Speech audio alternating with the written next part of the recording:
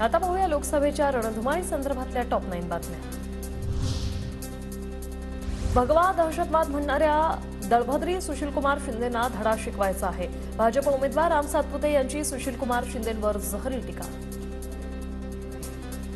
जो भगवा गड किल्ल्यावरती छत्रपती शिवाजी महाराजांनी फडकवला त्या भगव्याला आतंकवादी म्हणायचं काम या दळभद्री शिंदेंनी केलंय। त्याच्या विरोधात ही निवडणूक आहे मित्रांनो।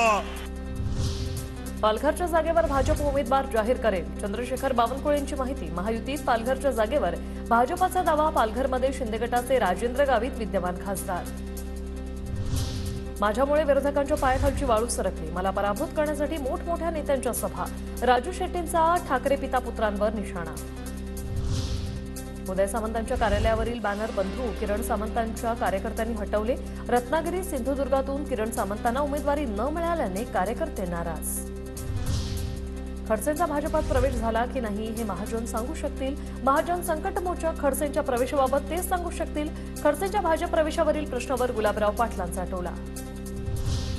मी व्हिडिओ पाहिलाय पण तो विषय काढायची आता आवश्यकता नाही। संजय शिरसाटांनी दाखवलेल्या व्हिडिओवर चंद्रकांत खैरेंची प्रतिक्रिया। सर्वांनी आपापल्या धर्माचा अभिमान बाळगला पाहिजे असंही विधान।